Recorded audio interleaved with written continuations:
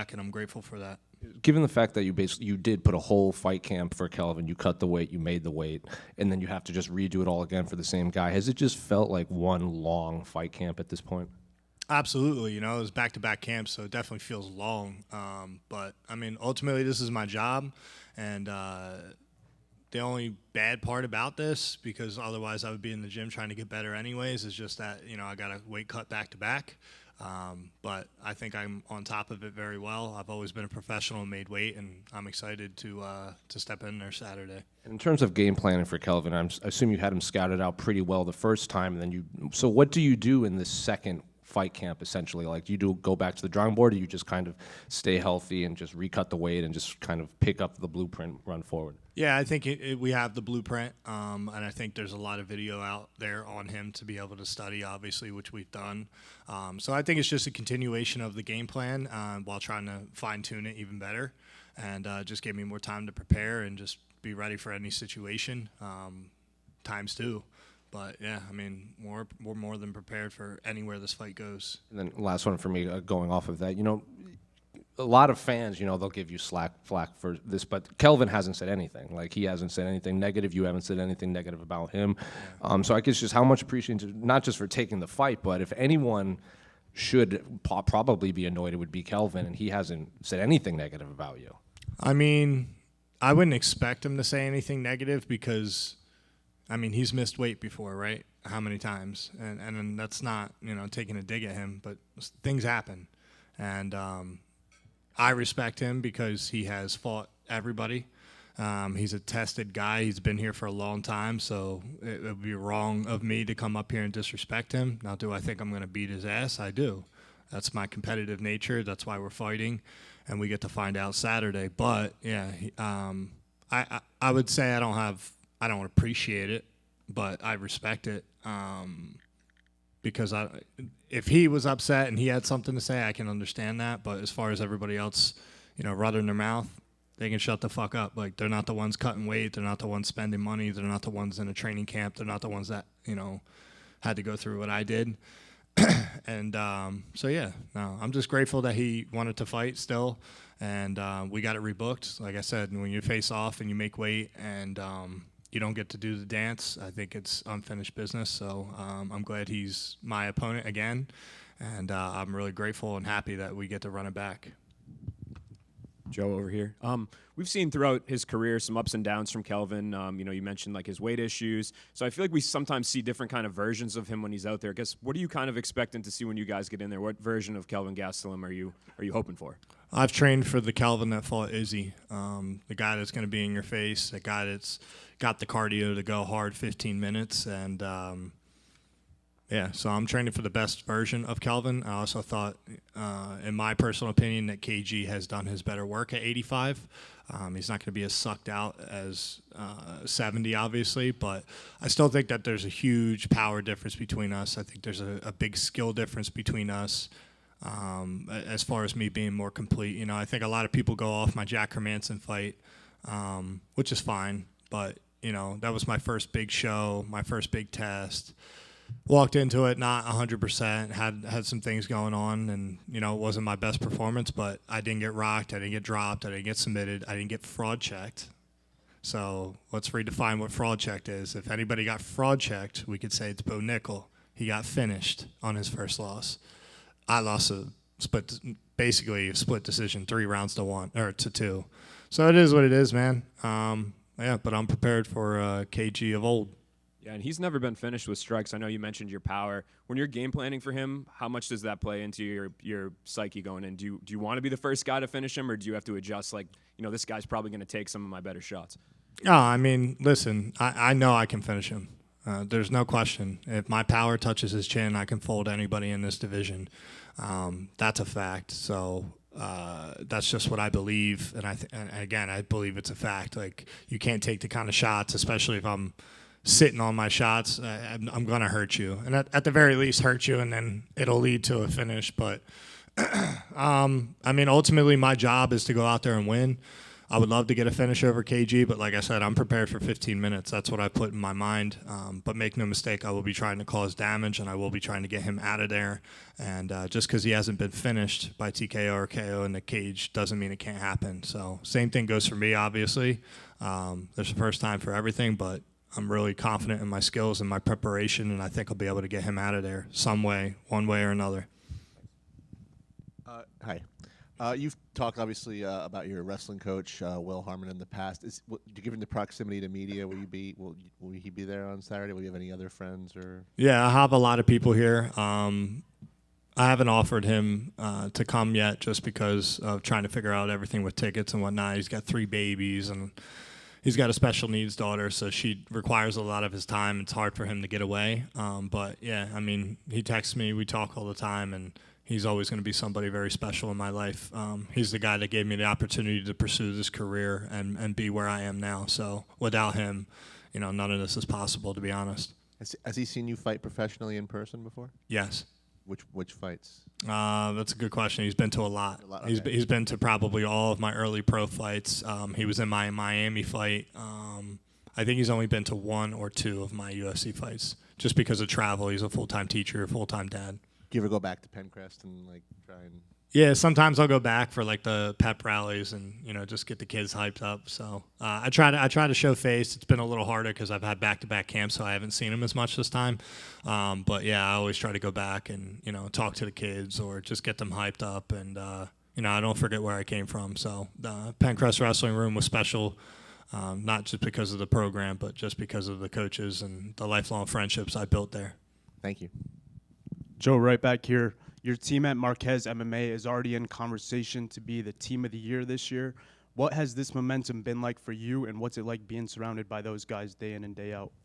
It's great, man. It just shows that we work hard and what we do works, obviously. And I don't really look too much into that. You know what I mean? We're all just equal people training and trying to pursue this dream the best we can. And, we don't really worry about if we win the award or anything like that. We just try to focus on individual fights, individual performances, and obviously the team success is huge. The momentum definitely helps. Everybody's happy, everybody's coming in and training harder, and you see guys that win on a Saturday and they're in there training on a Monday, Tuesday, like Nursultan.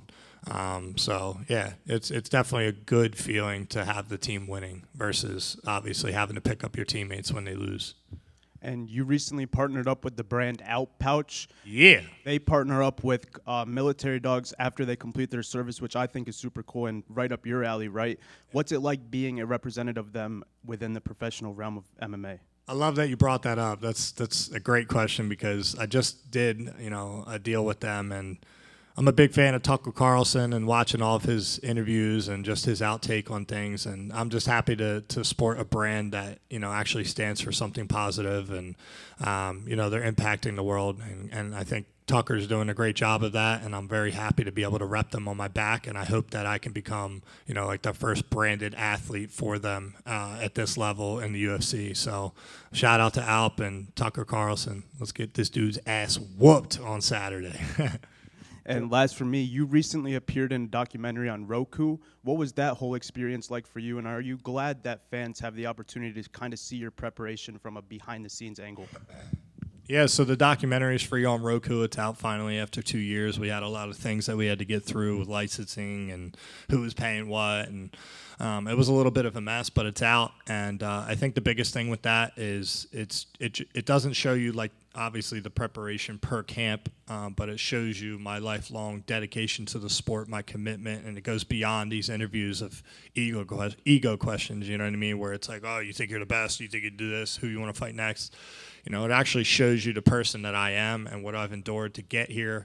And I think it's very inspiring for kids that have had abusive homes or have had a rough childhood. And, there's always somebody who has it worse. But I think a very big positive impact of my documentary is to inspire kids to stay in sports, stay in athletics, and, whatever that unspoken gut feeling is that you don't know how to bring to words, figure out what it means, whether it means you want to be a top tier, engineer or a scientist or a UFC fighter, go and pursue it no matter how anybody feels about it. If that's what you want to wake up and do at any time of the day to get better at, then go pursue it. So I think it's just an impactful story to show resilience and how to stay in sports and be a positive impact in the world. Joe, right here. So after the pullout from in Mexico, you got a lot of hate in your comments and everything. Does that Fuck light 'em.